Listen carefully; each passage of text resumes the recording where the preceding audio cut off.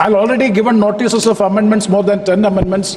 I will not speak at the time of moving amendments, so I may be provided with little bit bonus time.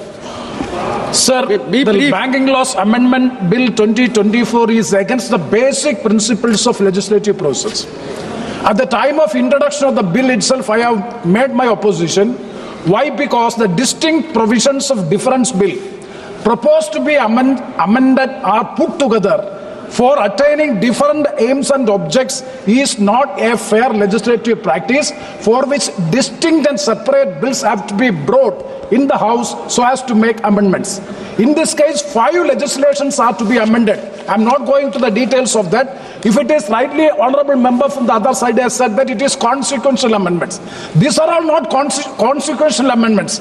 One is the Cooperative Director Board, and another one is regarding the threshold, and another one is entirely different. So different acts for different purposes and clubbed together and coming as a consolidated law means this is not a fair legal practice, legislative practice. So that is my technical objection regarding this bill that I have made at the time of the introduction of the bill also.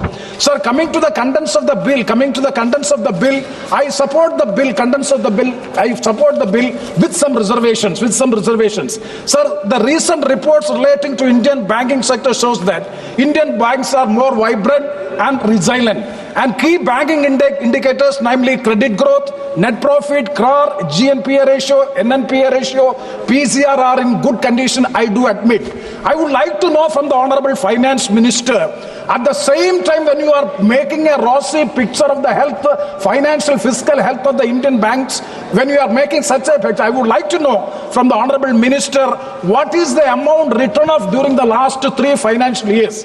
Sir, it is learned that in the last quarterly profit of SBI is 18,000 crores. That means per day SBI is making a profit of 200 crores. And I would like to know from the Honorable Minister, because the recent reply on 25th November 2024, this reply given by the Honorable Minister in question number 144, for the industry alone, during the 23-24, 1,80,500 crores of rupees are written off in 23-24 financial year. And as far as the retail loans, 90,000 crores of rupees have been waived off. So this is the way by which the banks are functioning. So that sector, I would like to know the clear picture regarding this. But as far as the SARFAESI is concerned, because Mr. Karthi Chidambaram was talking about the educational loans. See, the SARFAESI Act has become a big phenomena and it has become a big issue.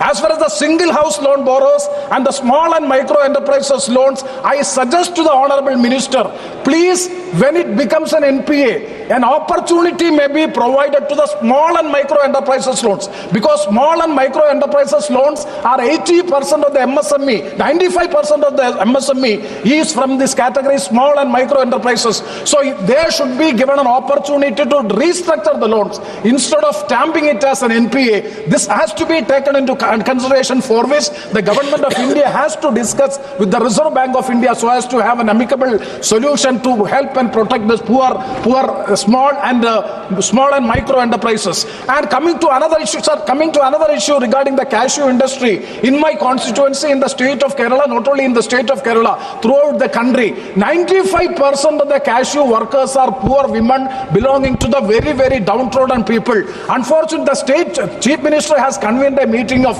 all the banks in the SLBC and decided to have a one-time settlement. But unfortunately, the banks are not honoring and complying the commitment made at the time of the SLBC. That has to be looked into. Sir, coming to the clauses of the bill, sir, section 45ZA, that is clause 10 of the bill, that is of the banking regulation, has to be amended to give effect to provide nomination for not more than 4 persons, either successively or simultaneously. Karthik Chidambaram has made a very vital point.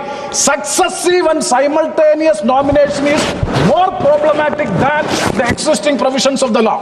I will explain, sir. Sir, that the proposed, sir, please. I'm purely within the bill. And yes, I know, but time consent is there. Madam is ready to hear. Sir, please.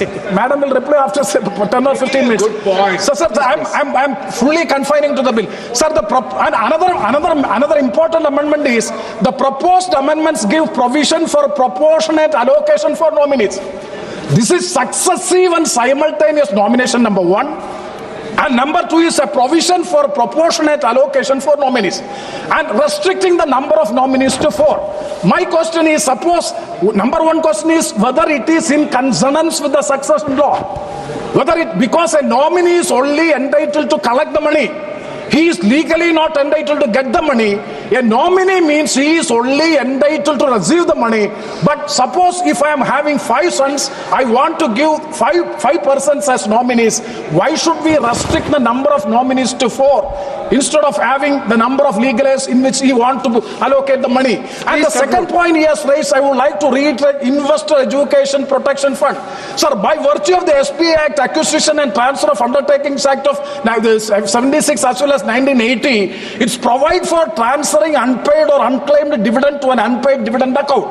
If the money is in the unpaid dividend account, he is not paid or not claimed within 7 years, it will be transferred to Investor Education Protection Fund and that can claim from that fund.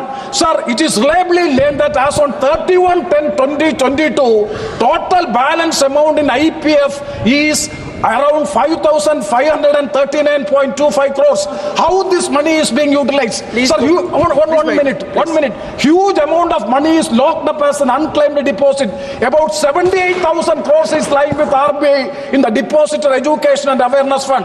Similarly, huge amount is locked up as unclaimed amount under insurance policies. That will come around 22,000 crores. And similarly, unclaimed amount of interest interest amount and dividend warrant will be equal to 80,000 crores. Most of these amounts are due to be paid to the legal heirs. Due to the difficult procedure, it is very difficult to get it back. Recent report prepared by the Money Life Foundation suggested to simplify the standard of procedures and rules so that the legal heirs can avail the benefits. So I urge upon the Honorable Minister, RBI has to simplify the procedure, duly guarding against a fraudulent claim so that the bank official can also settle the claim and protecting the interests of the claimants. With these words, I conclude. Thank you very much, sir. Honorable Member Sudama Prasad. Please. धन्यवाद माननीय सभापति महोदय, आपने बोलने का मौका दिया। एक अदम गोंडवी की कविता है कि तुम्हारी फाइलों में गांव का मौसम गुलाबी है, तुम्हारी फाइलों में गांव का मौसम गुलाबी है, मगर ये आंकड़े झूठे हैं, ये दावा किताबी है। तुम्हारी मेज चांदी की, तुम्हारी मेज चांदी की, तुम्हारे जाम सोने के, यहाँ जुम्मन के घर में आज भी फूटी रकाबी है। महोदय, हमने तो सोचा था कि बैंकों के लेन देन के मामले में कोई अहम